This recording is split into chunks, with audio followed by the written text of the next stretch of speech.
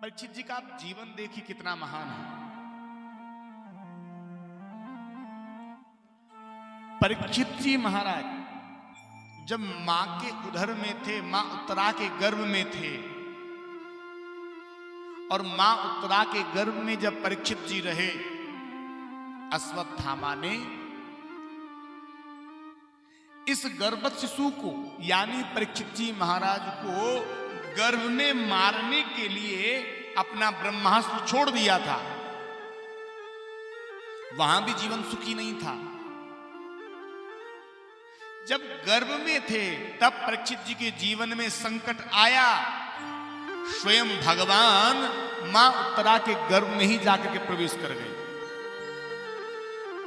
और मेरे द्वारिकाधीश ने इस गर्भ में पल रहे अबोध बालक के प्राणों को अपने मानो गधा के समान सुदर्शन चक्र से बचा लिया। और आज जब परीक्षित जी को श्राप लगा, वहां अश्वत्थामा का बाण लगा था, और जब अश्वत्थामा का बाण लगा तब भगवान द्वारिकाधीश स्वयं गए बचाने के लिए। और यहां पर ब्राह्मण का बाणी रूपी बाण चला, और जब ब्राह्मण का बाणी रूपी बाण चला न, तो भी भगवान सुखदेव स्वयं प्रकट हो गए बचाने के लिए। परीक्षित जी के जीवन की जो कथा है ना, ये भी बड़ी अद्भुत है।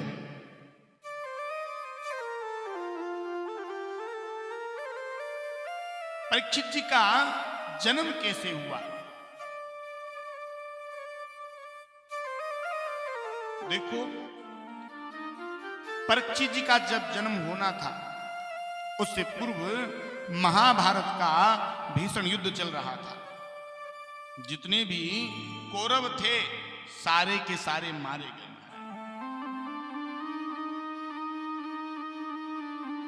यदा मृदे कौरव संजयानाम वीरे प्रथो वीर गतिम तथेषु वृकोदरा गदा विमर्श भगनो रुदंडे धृतराष्ट्र पुत्रे। यानी जो धृतराष्ट्र के पुत्र दुर्योधन है, इनकी जंघा को भीम दादा ने अपनी गदा के प्रहार से तोड़ दिया। दुर्योधन एक एक पल गिन रहा है मृत्यु का, कब मृत्यु आ जाए कौन जाने। पर उसी समय अश्वत्थामा चल करके पहुंचा था। अश्वत्थामा ने अपने मित्र की यह दशा देखी। मित्र कहने लगा, अरे भाई तुम्हारी बड़ी चर्चा थी, बड़ा तुम्हारा राज्य था, बड़ा तुम्हारा ऐश्वर्य था, आज ये तुम्हारी दशा कैसे हो गई? कहो मित्र, मैं तुम्हारा लिए क्या कर सकता हूं? जो मित्र के दुख को देख करके दुखी नहीं होता वो मित्र कहलाने का अधिकारी नहीं है महाराज। सच्चा मित्र वही है जो मित्र के दुख को देख करके दुखी हो जाए। अश्वत्थामा ने पूछा, कहो मित्र क्या करे? दुर्योधन ने कहा, मित्र पांचों पांडवों में से किसी एक को भी ला करके दे दोगे न, मुझे लगेगा कि मुझे जीवन का सब कुछ मिल गया। बड़े ध्यान से सुनना। अश्वत्थामा ने कहा, ये कौन सी बड़ी बात है, समझ ले तेरा काम हो गया। रे भैया, यदि हम अपना सर्वस्व परमात्मा के चरणों में छोड़ चुके हैं, अपना तन मन धन सब कुछ परमात्मा को दे चुके हैं, अपने जीवन की सारी चिंताएं, सारी मुसीबत, अपना जीवन का सर्वस्व ही यदि हमने कन्हैया के चरणों में छोड़ दिया, तब फिर हमें हमारी चिंता करने की कोई जरूरत नहीं पड़ती। फिर जिसे हमने अपना सर्वस्व दिया है ना, माई बाप, वही हमारी चिंता भी करता है।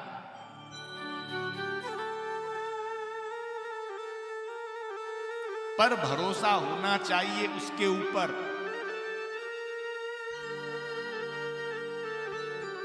लेकिन आज का जो जीव है मेरी मां, ये भगवान के ऊपर विश्वास नहीं करता। हमारे विश्वास की सीढ़ी बहुत कमजोर है,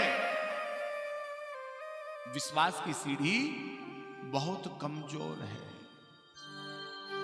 अरे हमसे ज्यादा विश्वास तो एक मैया की गोदी में पल रहे 8 वर्ष के 10 वर्ष के 8 माह 10 माह 12 माह के बालक का विश्वास बड़ा अटूट होता है। 1 साल के बालक के भीतर विश्वास दृढ़ है, लेकिन हम 80 वर्ष के बूढ़ों के भीतर परमात्मा के प्रति विश्वास नहीं है। क्यों जी? है विश्वास? अपनी अंतरात्मा पर हाथ रख करके भी एक बार देख लोगे ना, अंतरात्मा से यही आवाज आएगी, विश्वास नहीं है। आप छोटे से बालक को देखो, आप सबने अपने जीवन में ये घटना देखी होगी। क्या घटना? कभी कभी माता बहनें या भाई लोग अपने बालक को हाथ में लेते हैं गोदी में, और जब ज्यादा लाड आता है ना, उस बालक को ऐसे हवा में उछालते हैं। लेकिन जब मैया पिताजी अपने बालक से हवा में उछालते हैं, वो बालक डरता नहीं है, खिलखिला करके हंसता रहता है। क्यों जी? वो जानता है हवा में उछाला जा रहा है, यदि मैया ने हाथ हटा लिए तो। और उस बालक को विश्वास है मुझे कोई चिंता नहीं है। क्यों नहीं चिंता है? क्योंकि मैं मेरी मैया की गोदी में हूं, मैं मेरे पिता की गोदी में हूं। मेरी मैया मेरे पिताजी खुद गिर जाएंगे, लेकिन मुझे गिरने नहीं देंगे। हवा में उछालने के बाद वो बालक हंसता है, खिलखिलाता है। एक नहीं, उस बालक को अपने मैया पिताजी के ऊपर विश्वास, पर हमें नहीं है भगवान के ऊपर विश्वास। भगवान भी तो हमारे माता पिता हैं ना। माता रामो मत पिता रामचंद्र, स्वामी रामो मत सखा रामचंद्र। राम जी हमारे माता हैं, राम जी हमारे पिता हैं। त्वमेव माता च पिता त्वमेव। अरे भक्त यहां तक कहता है, सदा करे तिनकी रखबारी, जिमी बालक राखे महितारी। जैसे एक मैया अपने बालक की जैसे रक्षा करती है, वैसे ही भगवान भी अपने भक्तों की उसी प्रकार से रक्षा करता है।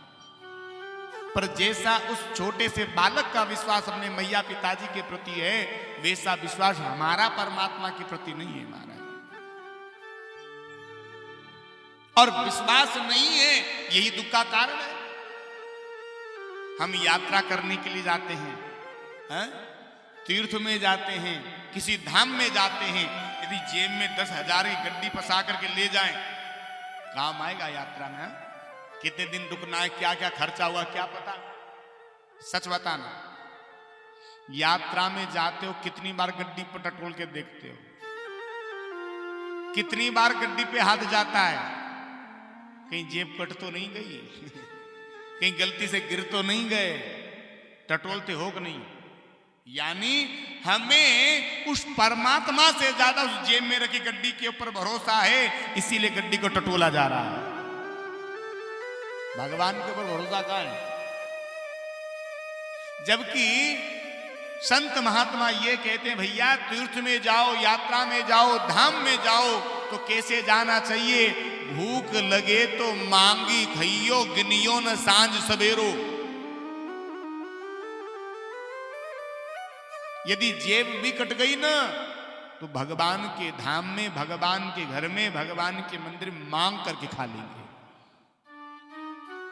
यदि रहने के लिए होटल नहीं मिली, लॉज नहीं मिला, तो भगवान के मंदिर में ही, फुटपाथ पर ही कहीं सोकर के गुजर कर लेंगे। लेकिन भैया भरोसा है ही नहीं तुम्हें। और जिस दिन तुम्हारा भरोसा भगवान के प्रति हो गया ना, उस दिन परमात्मा तुम्हारे जीवन में किसी प्रकार का संकट आने ही नहीं देगा। नरसिंह मेहता की कथा को कौन नहीं जानता जी? है? बेटी वालों ने मायरे के लिए जब पत्रिका डाली ना, आपने सबने सुना होगा मायरा कितना कितना सामान लिख दिया था। इतना सामान लिख दो कि आ ही ना पाए। और पंडित जी जब पत्रिका लेकर के पहुंचे नरसिंह मेहता के पास, नरसिंह जी ने पत्रिका देखी नहीं, बिल्कुल नहीं देखी, हाथ में भी नहीं ली। पंडित जी आए, महाराज ये पत्रिका आपकी बिटिया के यहां से आई है। क्या कहा नरसिंह जी ने? चढ़ा दो मेरे सावरिया के चरणों में, हमें कोई चिंता नहीं है। सांवरिया जाने और ये पत्रिका जाने, कितना भरोसा था। और जिसके चरणों में पत्रिका चढ़ी वो स्वयं चला गया महाराज मायरा भरने के लिए। और जैसा मायरा उस सांवरिया ने भरा, आज दिन तक इस देश में दुनिया में किसी ने ऐसा मायरा नहीं भरा। भरोसा ऐसा होना चाहिए। पर हम लोगों का विश्वास मजबूत नहीं है। हम लोग विश्वास परमात्मा के ऊपर नहीं करते, भगवान के ऊपर तो करते हैं विचार, हाँ? और दुनिया के ऊपर करते हैं विश्वास।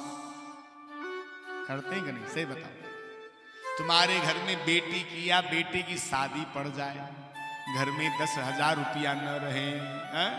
और किसी सेठ से, साहूकार से, महाजन से तुम कर्जा मांगो,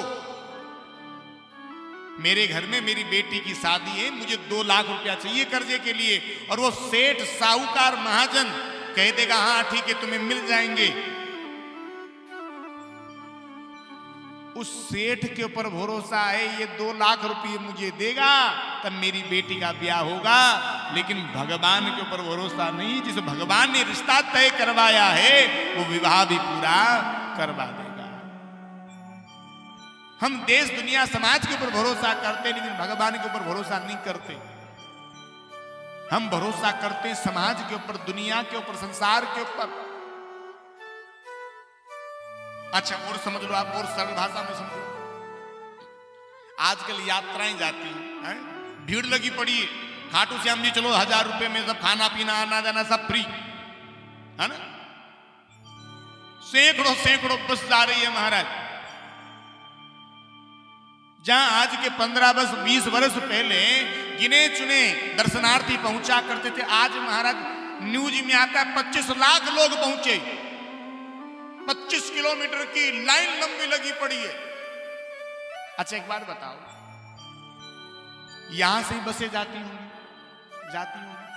यात्रा के लिए हर महीने? हाँ हर महीने। जब यात्रा के लिए तुम लोग जाते हो, अच्छा जिस बस में बैठ करके जाते हो या जिस कार में बैठ करके जाते हो, जिस मोटर में बैठ करके जाते हो, अच्छा उस ड्राइवर का नाम जानते हो क्या? कौन ड्राइवर हमारी गाड़ी चलाएगा? सच बोलो। अच्छा तुम्हें यह पता है उस ड्राइवर के पास लाइसेंस है कि नहीं है? अच्छा ये पता हो गाड़ी में ब्रेक व्रेक है कि नहीं, गाड़ी की सर्विस वर्विस हुई कि नहीं, इस ड्राइवर को गाड़ी वाड़ी चलाना आता भी है कि नहीं, ये ठीक से ले भी जाएगा कि नहीं जानते। लेकिन भरोसा कितना है ड्राइवर के ऊपर? बिल्कुल ठीक लेकर के जाएगा टकाटक। उस ड्राइवर के ऊपर भरोसा है। अच्छा पार्लर वाली के पास तुम लोग जाती हो, भाई लोग नाई के पास जाते हैं और कितने निश्चिंत होकर के बैठ जाते हैं कि ये पार्लर वाली या ये नाई केवल हमारे बाल ही बाल काटेगा, कान नाक नहीं काटेगा। एक नहीं भरोसा? बोलो।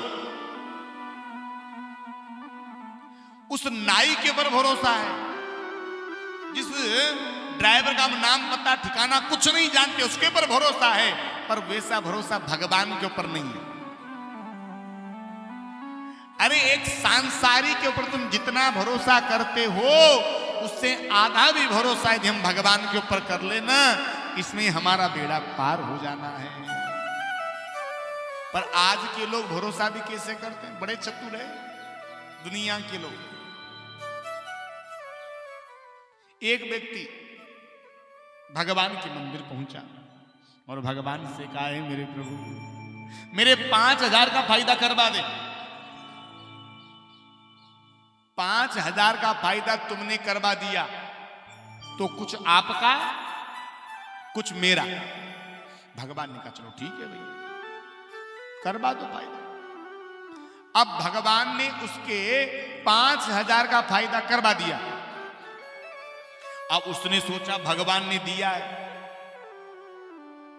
और भगवान को नहीं दूंगा तो पता नहीं आगे दोबारा फायदा हो कि नहीं हो। अब वो जितना धन था ना, सारे पैसे को लेकर के भगवान के मंदिर पहुंच गया और भगवान के मंदिर में जाकर के एक लाइन खींच ली, रेखा, और कहा हे मेरे प्रभु, हे भक्त वत्सल, ये जितना फायदा तुमने मुझे करवाया है, जितना धन तुमने मुझे दिया है, सारा का सारा धन मैं आपके चरणों में डाल रहा हूं। जितना रेखा के उस तरफ चला गया वो आपका, और जितना रेखा के इस तरफ आ गया वो, अब डालने तो खुद को ही थे। इतनी चतुराई से डाले, इतनी चतुराई से डाले कि 2-4 सिक्के गए भगवान की तरफ। तो सारा बटोर कर घर ले आया, कहने का प्रभु तुम तो बड़े संतोषी हो, बताओ कितना चतुर है। इसके पीछे एक और चतुर व्यक्ति खड़ा था। वो कहने का बताओ प्रभु कैसा व्यक्ति है, आपके हमारे बीच में रेखा खींच करके भेदभाव प्रकट करता है।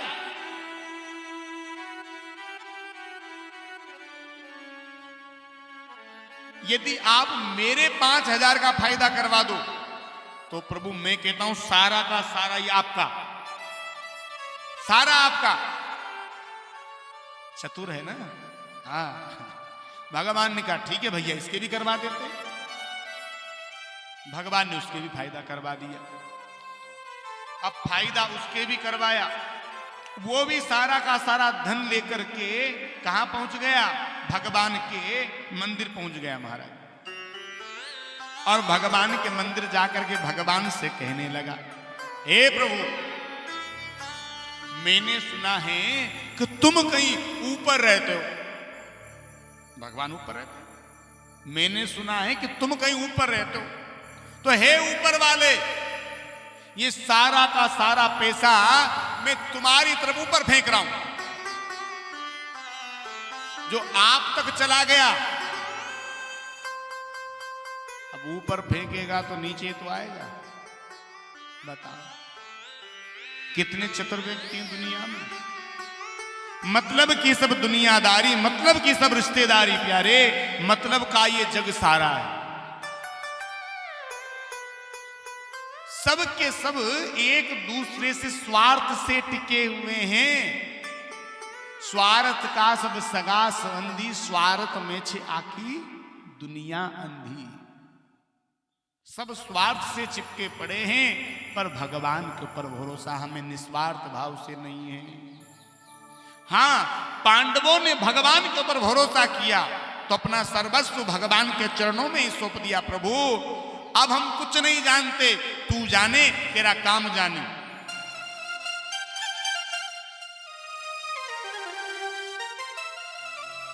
कोई चिंता नहीं है, आनंद पूर्वक सब सो रहे हैं। इधर अश्वत्थामा आया मारने के लिए।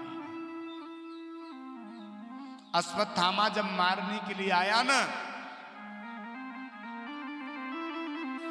तो भगवान को तो नींद भी नहीं आई। क्यों? भगवान जानते हैं मेरे भक्तों की जान आज खतरे में है। यदि जरा सा मैं सो गया और जरा भी इधर से उधर कुछ हो गया तो। अर्जुन की आंख खुली। अर्जुन ने पूछा प्रभु आप सोए नहीं? अर्जुन ने जब ऐसा कहा तो भगवान कहने लगे, रे पगले, तुझे नींद आ रही है? अरे तुझे पता भी है कि नहीं कि अश्वत्थामा तुम्हें मारने के लिए आ रहा है? अर्जुन ने तो कह दिया, प्रभु हमें कोई चिंता नहीं है, हमें कोई चिंता नहीं है।